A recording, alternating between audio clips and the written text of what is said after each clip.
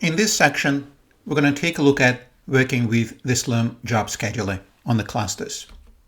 Some of the most frequently asked questions in our support channels are, why does my job take such a long time to start?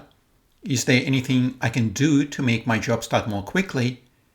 And my job was scheduled to run at this and this time, and now it's scheduled to run 3 days later. Why is this happening? So to understand all of this, I want to walk you through the basic principles of the job scheduler. Because our clusters are so large, they have tens of thousands of CPUs and many hundred compute nodes, and at any given time, we have several hundred users and many thousand jobs running on each cluster. And to automate all of that, we have to use a task manager and a job scheduler. So essentially, we have to use an automated system to schedule all those jobs and to make sure that there are no resources sitting idle. Once you log into the cluster, you find yourself on a login node, and from a login node, you can submit a job.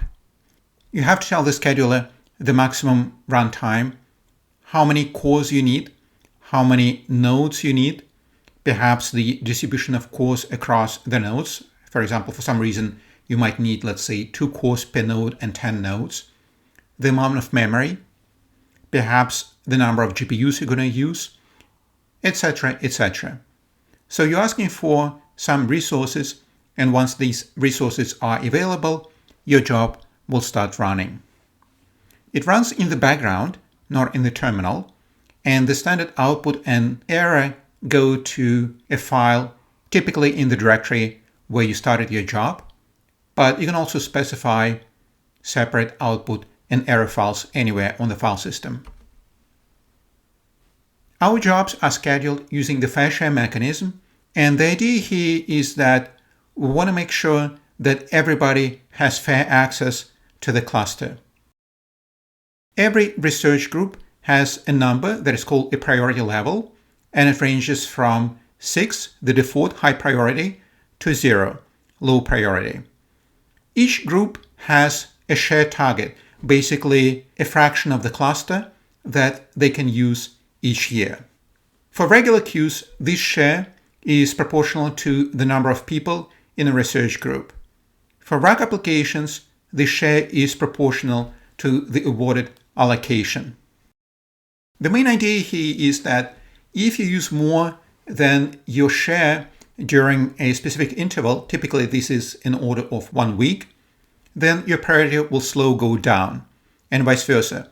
If you don't use the cluster, your priority will go up on the time scale of a week or so. The exact formula for calculating the priority is quite complex, but the basic idea is that if you use the cluster a lot, then your priority will go down, and then it will recover if you don't use the cluster. So the idea here is to make sure that nobody can monopolize the cluster, and we give equal access to all users. This picture shows you how the scheduler manages jobs in the queue. Let's say we have a very simple cluster with just 4 cores. Cores are on the vertical axis, and on the horizontal axis we have time. We're sitting here at time 0, beginning of day 1, and let's say all the bars in blue show the currently running jobs. So right now the cluster is busy. All 4 cores are running some jobs. And then these jobs are scheduled to terminate where the bars end. When people submit jobs to the scheduler, these jobs are ranked in the order of their user's priority. So the job number 1 is coming from the user that has the highest priority. Then job number 2, job number 3, and so on. Each job takes some number of cores for a specified amount of time. So for example, job number 1 will take the entire cluster, 4 cores, and it will run for 3 days. Job number 2 is a serial job. It uses just a single processor, and it will run for 3 days as well. Job number 3 will run for 1 day, and it will use 2 processors, and jobs 4, 5, and 6 are very short serial jobs. The jobs are arranged in the order of their decreasing priority. So the scheduler will try to feed the job number 1 onto the cluster. And as you can see, in order to run the job number 1, we need the entire cluster. And of course, this job cannot start running until the cluster is empty. So it will start running only in the middle of day 4. Next, we place job number 2. And if we manage to feed job number 2 before the job number 1 starts, then job number 2 will start running in just a few hours in day 1. And then we'll go through the rest. Job number 3 will probably feed somewhere at the end of day 1. And then the smaller jobs 4, 5, and 6 are very easy to feed into the cluster. So here's what we end up with. Job number 1, it's a very large job. It requires the entire cluster. So it cannot run until the middle of day 4. Job number 2 is long, but because it takes just one processor, it will start running very quickly, and so on. Now let's imagine that one of the currently running jobs, the job in yellow, gets killed or is terminated at time 0. Then suddenly we have a processor available at time 0, and the scheduler will go through the list of scheduled jobs and will try to fit them into the cluster. The parallel job 1 that requires the entire cluster can now start running earlier, not in the middle of day 4, but in the middle of day 2.